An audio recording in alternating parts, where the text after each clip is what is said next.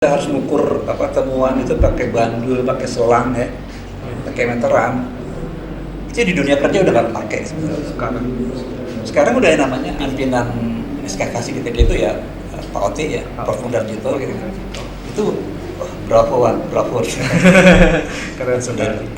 Ya, di peta kuno ya, kemudian dia ada bekas kanal itu masih ada sekarang.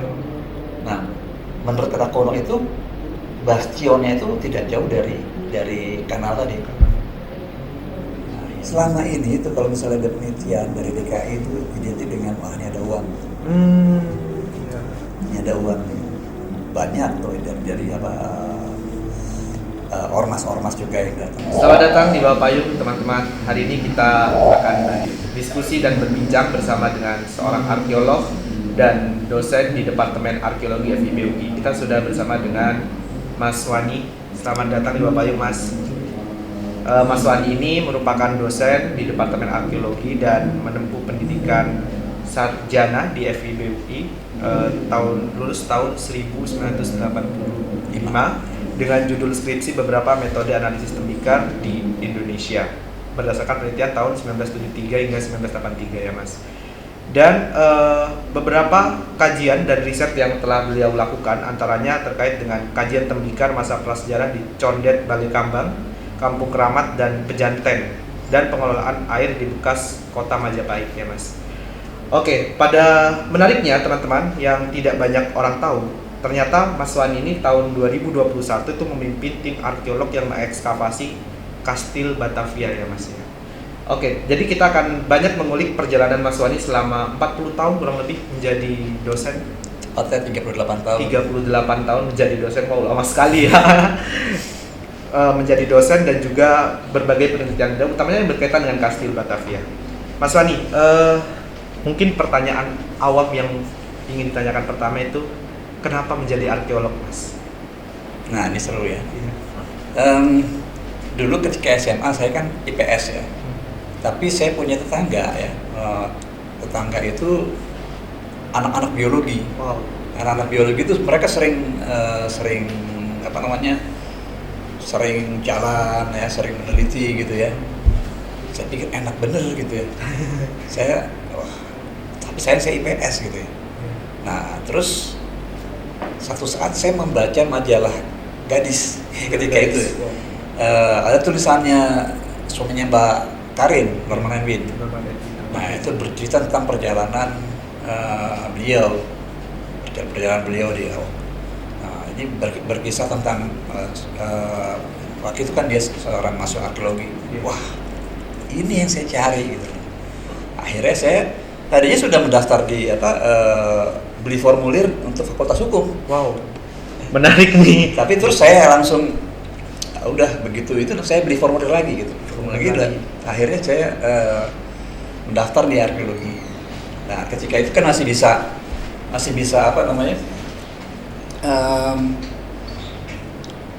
bisa dulu kan ada perintis 1, perintis 2, perintis 3 gitu ya. Jadi saya daftar semuanya. Nah ketika yang perintis 1 saya daftarnya arkeologi UI, arkeologi M, arkeologi Udayana. Jadi betul-betul arkeologi. Betul arkeologi ya. Terus perintis 2 saya perintis 3 saya mendaftar di Sudirman, Unsud ya, ekonomi. Kemudian perintis 4 itu IKIP, saya daftar juga. Waktu itu saya ambil sastra Inggris. Itu semuanya diterima. Ketiga-tiganya diterima.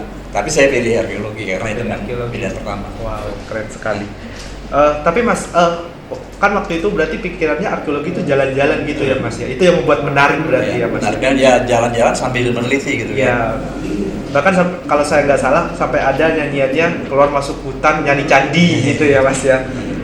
Mas, tapi selama ini kan 38 tahun Mas menjadi arkeolog gitu kan, banyak ikut perkembangan arkeologi pastinya.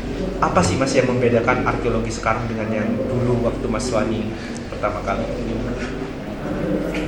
Ya yang membedakan adalah teknologi sebetulnya yang pertama. Pertama ada teknologi, yang kedua adalah ya perkembangan. Ini bicara soal ilmunya atau manusianya nih? manusianya bisa Mas, ataupun perkembangan ilmunya juga boleh? Kalau bicara perkembangan ilmunya ya, kalau dulu kan masih tradisional gitu ya. Nah kalau sekarang itu sudah jauh ya, kalau kita bicara tentang arkeologi itu sudah jauh sampai ada yang namanya recent past arkeologi gitu. Jadi recent past artinya ya bukan hanya bicara yang tua-tua, tapi bicara yang soal kemarin ya, beberapa tahun yang lalu itu sudah masuk arkeologi sepanjang dia mempelajari material culture dan materi. Berarti memang perkembangan. Ya, kemudian teknologi juga begitu. Teknologi itu kalau misalnya dulu kita harus mengukur temuan itu pakai bandul, pakai selang ya, pakai meteran. Itu di dunia kerja udah nggak pakai sebenarnya. Sekarang udah yang namanya 3D laser scanner gitu ya. Itu kita tinggal tempatkan satu alatnya di sini, semua titik itu rekam gitu. Kita mau pilih titik yang mana yang mau kita ini. Jadi sebetulnya kita nggak perlu lagi nah ini yang harus diubah sebetulnya dalam pendidikan pendidikan metode kita gitu ya. Artinya ya itu sebagai dasar untuk pengetahuan dasar boleh, tapi sebetulnya bukan itu yang harus dipelajari. Sebetulnya kita punya alatnya, tapi kenapa? Saya juga heran kenapa kok sampai sekarang nggak diajarkan gitu. Kita punya alat 3D laser scanner. Kemudian kita punya juga total station. Ya. Total station tuh juga begitu. Kita bisa membuat peta yang tidak terjangkau. Itu udah tiga dimensi. Kita juga bisa bikin kontur yang besar. Kita bisa membuat peta yang akurat. Itu harusnya itu dan di dunia kerja itu yang dipakai sekarang.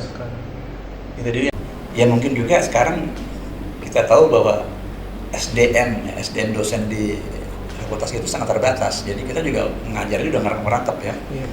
Dan juga itu adalah contoh pengetahuan baru, itu adalah satu teknologi baru yang perlu juga dipelajari oleh dosennya dulu gitu. Jadi ini yang saya kira alatnya udah ada gitu. Berarti perkembangannya sangat cepat sekali Mas. Nah tapi Mas, dari sekian banyak penelitian yang dilakukan, ada nggak sih Mas momen yang paling berkesan gitu Mas? Nah yang tadi berkesan itu tahun 81 ya, itu ketika saya mengekskavasi Candi Lor. Candi Lor itu adalah ya di kompleks Candi Sewu. Jadi kompleks Candi Sewu. Candi Sewu itu kan di sebelah selatan ada Candi Bubrah. Iya, Candi Bubrah. Lalu di sebelah timurnya ada Candi Asu. Ya. Nah, di sebelah baratnya itu ada Candi Kulon namanya. Nah, harusnya di utara juga ada candi. Iya. Gitu kan? Tapi nggak ada sekarang tuh. Itu merupakan kebun yang sangat rimbun gitu. Nah, saya mendapat tugas untuk meneliti itu. Akhirnya ya udah ini harusnya kan simetris nih. Iya. Tempat-tempatnya simetris. Lalu saya mengukur jadi dari pusatnya di Sewu ke Candi Bubrah. Ke sana, ke sini, kemudian ke sana juga. Harusnya ada. Nah, harusnya ada. Nah, itu dulu masih pakai theodolit ya. Kalau sekarang udah enak pakai total station bisa. Ukur sana betul buka kotak pertama. Betul. Saya yang kebunnya tadi orang nggak pernah menduga bahwa itu di situ ada candi. Akhirnya menemukan Candi Lor. Berarti itu penelitian pertama Mas Wadi atau ada? Tahun pertama saya tahun 80 ya, tahun 80. Berarti itu adalah penelitian kesekiannya ya Mas. Ya. Dan menemukan candi luar biasa loh. Ternyata begitu ya cara orang arkeolog zaman dulu menemukan candi. Luar biasa sekali. Karena kan taunya orang candi buka kebun udah ada gitu kan ya Mas ya. Padahal ada ini benar-benar terbenamnya terbenam dalam tanah. Dan atasnya itu nggak ada sama sekali tidak ada indikator bahwa di situ ada bangunan, tidak ada candi. Itu yang saya kira menarik ya, artinya dan pimpinan SKKSI ketika itu ya Pak Oti ya, Prof. Darjito gitu. Itu bravo. Keren sekali. Ya. Tapi itu yang tadi menarik dan berkesan ya untuk Mas Wani menemukan candi. Tapi kalau yang lucu nih Mas, kan biasa Kalau di lapangan banyak momen-momen lucu nih Mas. Ada nggak sih Mas yang masih diingat gitu sampai sekarang? Wah, kalau lucu sih hampir setiap ekskavasi ya selalu gini, karena ekskavasi itu kan suatu kerja yang berat ya. Iya. Kerja berat, kita bukan hanya kerja fisik tapi juga otak ya. Itu dari pagi kita sampai jam 5 ya, kemudian kita istirahat, makan, setelah itu ada kuliah lagi, buat laporan, terus begitu kan. Itu kalau kita dibawa kesel nggak habis. Jadi kita harus enjoy. Kita harus enjoy dong, selalu ya bikin lawakan supaya kita selalu enak, merasa nyaman gitu. Menikmati itu, dan itu setiap kali ya, meskipun orang selalu bilang gitu, kita selama ini tertipu gitu. Mas Wani kelihatannya serius kalau di kelas, tapi kalau di lapangan asik. Kayak gitu ya, mereka kan begitu. Jadi selalu begitu. Ya banyaklah ceritanya, kayak macam-macam ya, yang jahil-jahilan juga banyak gitu ya. Artinya bukan selalu yang serius. Tapi enggak, itu ya yang main jahil-jahilan ya. Antara dosen sama mahasiswa juga banyak yang jahil gitu juga. Berarti arkeolog nggak selalu harus serius, karena kalau serius nanti mumet sendiri sendiri. Betul. Jadi harus enjoy, harus enjoy. Sama ya harus enjoy. Ada waktunya serius, ada waktunya ini ya Mas ya. Oke, saya ingin beralih Mas ke penelitian Mas Wani terkait Kastil Batavia, karena ini menarik bagi saya Mas. Di tengah pusat kota Batavia yang berkembangnya ini cukup pesat, ternyata Mas Wani menemukan bekas Kastil Batavia yang kondisinya mungkin sangat memprihatinkan ya Mas ya. Nah itu awal penelitiannya itu seperti apa Mas kalau terkait Kastil Batavia sendiri? Gini, ini kan Pemda DKI akan membuat rumah susun. Rumah susun di satu lokasi tanah milik DKI ya, karena harus Nah, tanah milik DKI itu yang pada penelitian sebelumnya diduga itu adalah bekas Kastil Batavia. Di atas permukaannya pun nggak ada tanda-tanda. Itu di situ sudah ada tempat ada bengkel juga di situ, ada tempat parkir, kontainer banyak gitu. Terus ada juga di situ ada pabrik plastik di atasnya. Sama sekali orang nggak menduga bahwa itu adalah di situ bekas Kastil Batavia. Nah, kita karena itu situs, ya, karena itu diduga situs, maka Pemda DKI sebelum membuat rusun itu dia harus kan secara undang-undang itu harus dilindungi, dan harus diteliti gitu. Nah, akhirnya Pemda DKI menghubungi Departemen Arkeologi, kebetulan ketua departemen saya, ya. Dan ya udah saya sanggupi gitu ya. Saya juga berembuk dengan teman-teman dosen yang lain. Oke, itu ketika pandemi. Ketika pandemi sedang lagi sedang gencar-gencarnya ketika itu. Dan karena rumah susun itu harus segera dibangun, jadi kita dikasih waktu 4 bulan kalau nggak salah. 4 bulan sudah berikut pekerjaan laporan. Ya. Akhirnya ya udah kita sanggupi saja. Nah, langsung survei di sana, lihat indikatornya apa, segala macam ya. Ada satu tembok, ada bekas tembok kotak, itu aja ininya tadinya, indikatornya bekas tembok kotak yang masih sampai sekarang masih ada berdiri. Yang di Museum Bahari itu bukan Mas? Bukan. Di dekat situ, sekitar itu. Di Jalan Tongkol ya. Di Jalan Tongkol ya. Nah, kemudian kita melakukan survei, lihat ininya, kanalnya, lalu lihat peta kuno segala macam. Akhirnya juga bikin pemotretan dan rekaman dari drone, lihat dari atas. Akhirnya saya melihat di peta kuno ya, kemudian dia ada bekas kanal itu masih ada sekarang. Nah, menurut peta kuno itu bastionnya itu tidak jauh dari kanal tadi.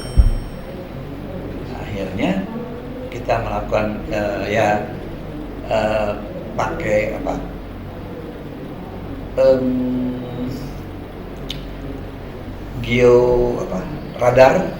georadar, sewa semua alatnya itu ya. Georadar, kita lihat ya, cuman dari penelitian georadar itu kan cuma lihat ketahuan mana yang mantul mana yang enggak gitu kan. Ya. Bisa juga dilihat dari di monitornya gitu. Akhirnya kita membuka kotak ekskavasi di situ.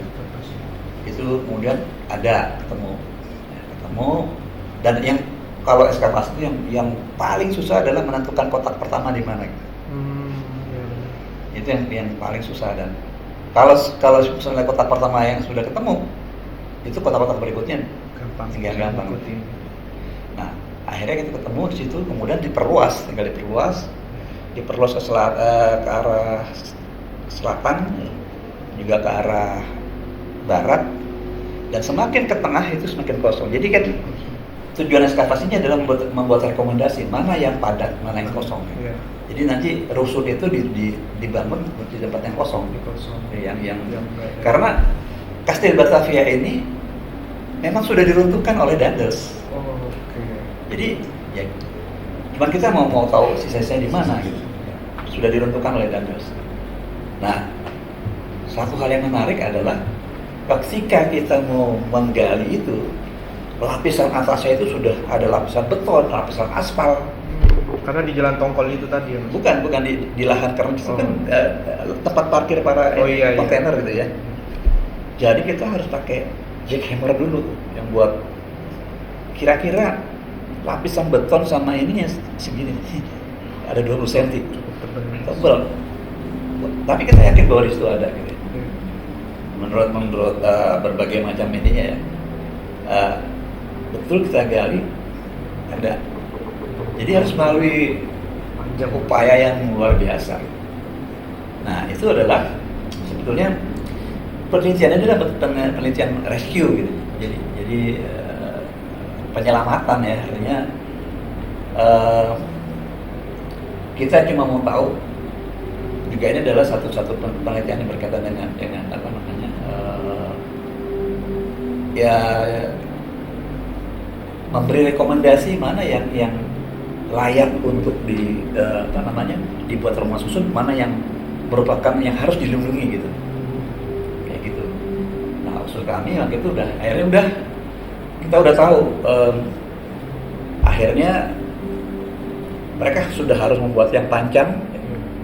Nah, kira-kira yang panjang itu di mana menurut arkeolog ya, harusnya yang tidak mengganggu. Kita sudah buat titik-titiknya tuh, di sini aman, sini aman, sini aman. Dan sesudah itu mereka bisa langsung buat fondasi itu yang panjang. Jadi supaya tidak merusak situs gitu ya. Jadi gitu ceritanya. Oke, berarti memang sebenarnya Kastil Tembok Batavia ini memang dihancurkan oleh Daendels itu berkenaan dengan pemindahan kawasan juga. Betul, ya, ke kawasan Walter Freden. Ya, Walter Freden ke lebih selatan. Ya. Nah, Mas, kalau ditafsirkan nih Mas, itu luasnya dari mana sampai ke mana sih Mas, Kastil Batavia sendiri? Ya, artinya saya secara pasti tidak bisa mengukur ya, karena memang ya ketika itu kita kan baru meneliti itu baru seberapa ya, kurang lebih kalau kita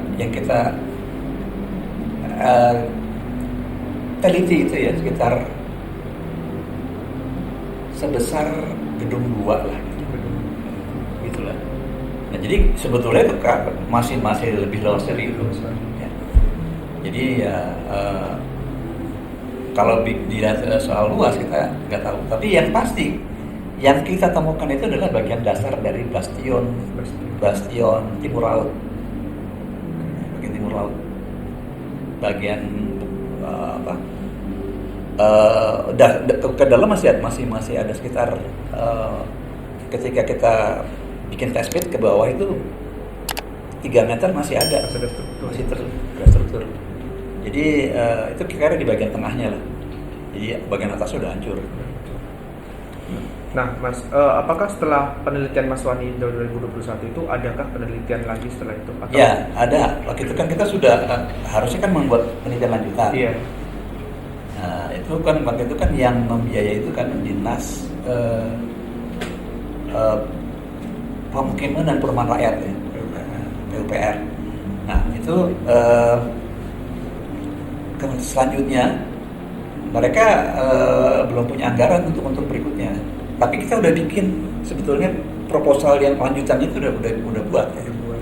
Termasuk mana aja yang harus digali segala macam.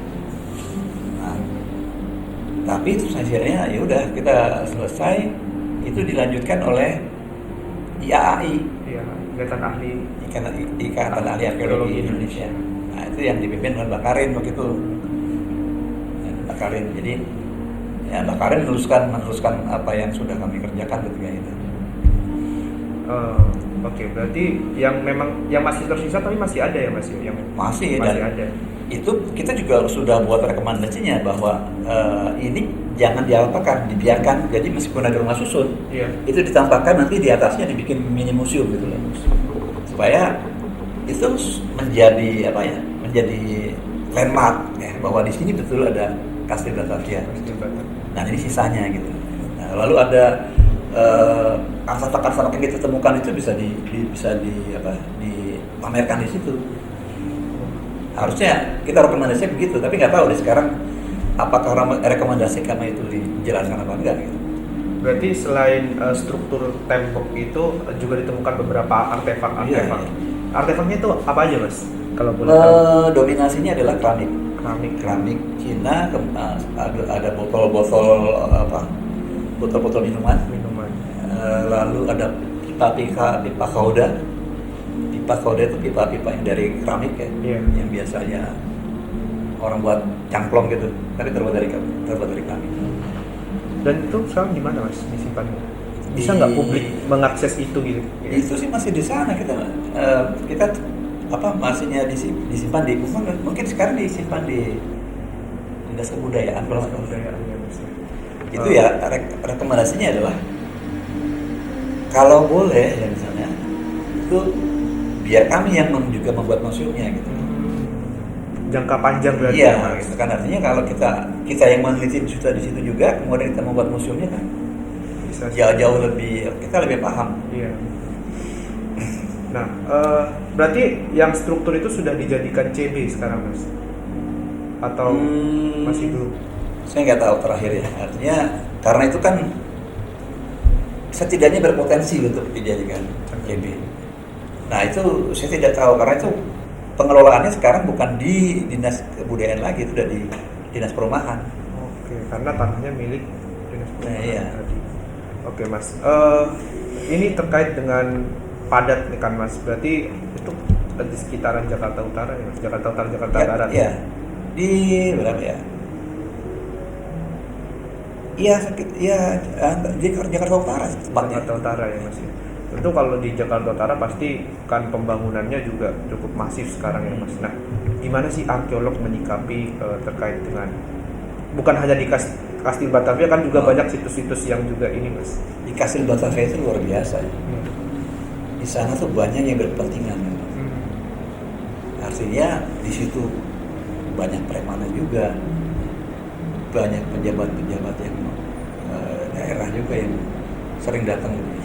Ada juga di situ ada tempat untuk lomba burung. Wow. Iya, lomba burung. Kita lagi hasil penggalian misalnya, lagi apa sih jam 4. Pak, tolong berhenti Pak, ini soalnya mau ada lomba burung. Ya kita juga harus menghargai itu. Kalau enggak kita diganggu juga. Tapi akhirnya yaudah kita menemui pejabat-pejabat yang ini. Kita minta tolong Pak, ini cara gini-gini pindahkan. Akhirnya supaya kita jangan digangguin ya.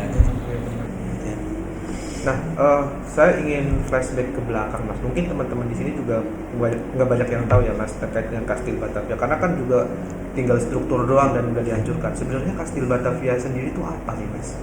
Jadi Kastil Batavia itu adalah percontohan satu apa, perkotaan modern. Kata modern.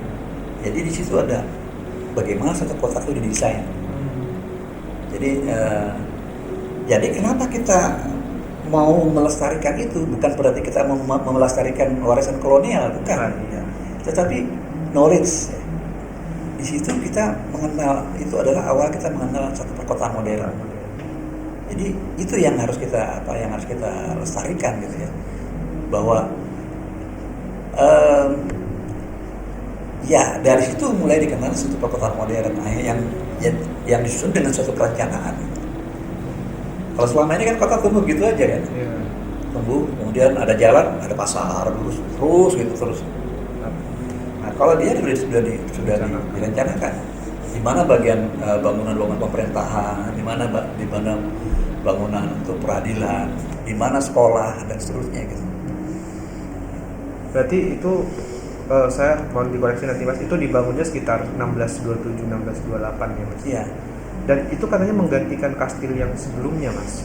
Ya kastil yang sebelumnya kan juga memang masih kecil ya, masih lebih sementara.